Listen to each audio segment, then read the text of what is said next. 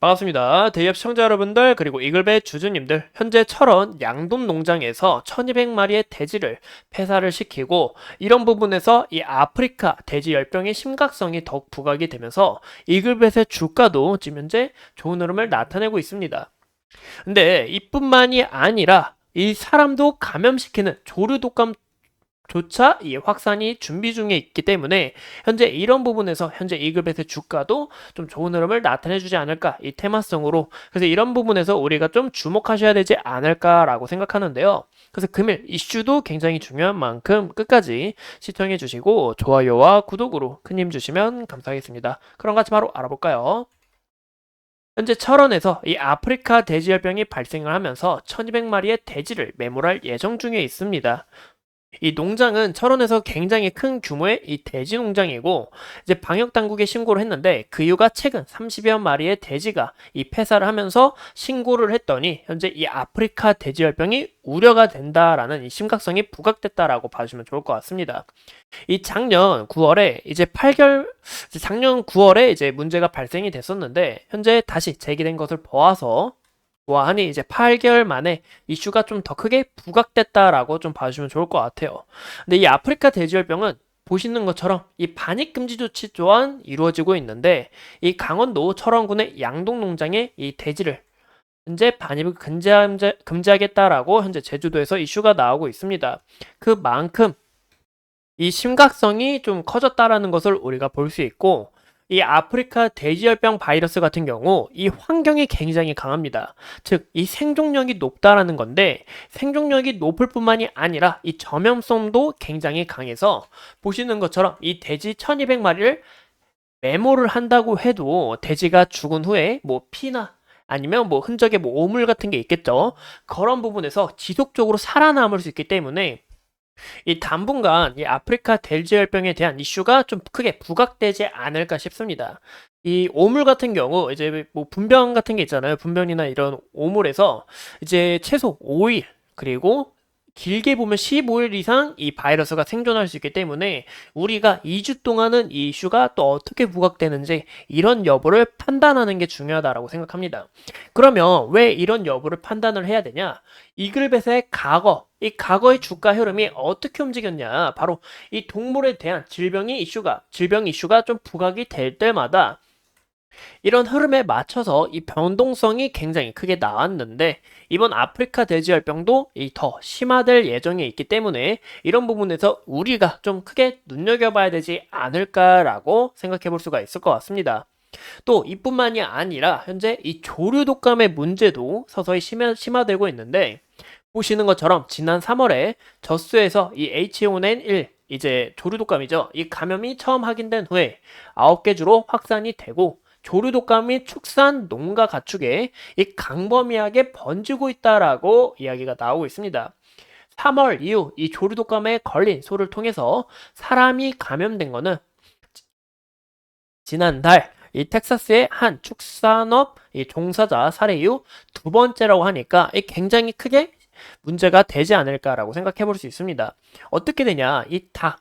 닭이 아니라 이제 조류라고 할게요. 이 조류가 있고, 조류가 새한테 옮기고, 새가 다시 인간한테 옮겼다라고 봐주면 좋을 것 같은데, 이 증상 같은 경우 이제 두 사람 모두 다 초기에는 이 가벼운 증상을 좀 보이다가 빠르게 회복을 했지만, 한편 같은 날 이 호주에서도 어린이 한 명이 이 조류 독감에 감염이 되면서 현재 이 조류 독감의 문제, 이제 저명성에 대해서 좀 우려되지 않을까라고 생각해 볼 수가 있겠죠. 이런 좀 안 좋은 부분들이 겹치면 물론 안 좋지만, 이 조류 독감과 이 돼지 열병에 관해서 이 시너지가 더해져서 이글벳의 주가 또한 좀 좋은 흐름을 나타내 주지 않을까라고 추측해 볼 수가 있을 것 같은데요. 무엇보다 우리가 차트를 같이 보면 현재 이글벳의 과거 주가 움직임도 어떻게 움직였냐? 최근에 이 움직임을 봤을 때도 이 조류 독감의 문제가 크게 부각이 되면서 주가가 올라갔고, 그리고 이때 당시만 해도 이 럼피스킨병, 그리고 이 차트를 크게 볼게요. 이때 당시만 해도 이제 구제역에 대한 이슈가 부각이 되면서 이 자체 수급이 굉장히 크게 몰리고, 보시는 것처럼 1534억, 이때 당시만 해도 보시는 것처럼 755억, 이 자금이 몰리면서 크게 변동성이 나왔다라는 것을 우리가 확인해 볼 수가 있습니다. 그래서 현재도 이 조류독감의 문제로 인해서 한 번 더 부각이 됐고, 또 여기 있어서 이 매물을 좀 소화하는 이런 매집봉에 있어서 이 움직임을 봤을 때 다시 한 번 더 이 변동성이 나와주지 않을까라고 추측해 볼 수가 있을 것 같은데요. 무엇보다 현재 이 보시는 것처럼 이평선들 서서히 수렴을 했고, 그리고 장기평선 하단에 깔려 있는 만큼 이 선을 좀 돌파하려는 이런 흔적들이 또 나와주지 않을까라고 추측해 볼 수가 있을 것 같습니다.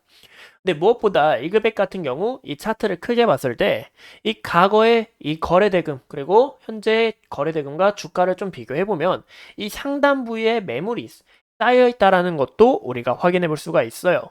즉, 이외에 이제 물려있는 사람들이 많다라고 좀 우리가 간단하게 해석해 볼 수가 있을 것 같은데요. 그런 부분에서 이 매물을 다시 한 번 더 주가가 올라가지만 이 매물이 상당히 쌓여있는 만큼 또 주가가 하락할 수 있는, 이런 떨어질 수 있는 요인이 된다라는 것도 우리가 참고해 주시면 좋을 것 같고, 무엇보다 이글벳의 현재 주가의 흐름을 보면 이 주가가 어떻게 움직이나요? 바로 기업의 가치를 인정받는 게 아니라 이런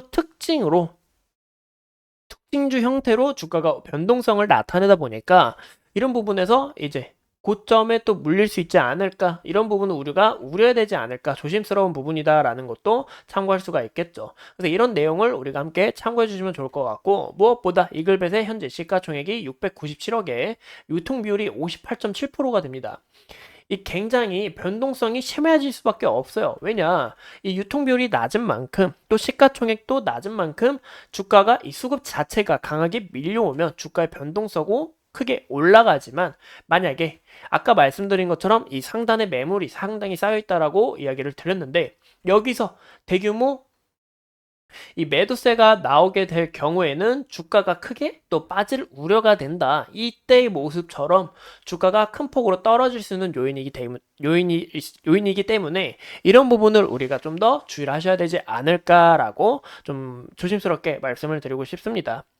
이상 이 이글벳에 대해서 좀 간략하게 알아봤고, 앞으로 추가적인 이슈 여러분들과 함께 하면서 끝까지 파헤쳐 보도록 하겠습니다. 오늘도 소중한 시간 내서 영상 시청해 주신 점 감사합니다.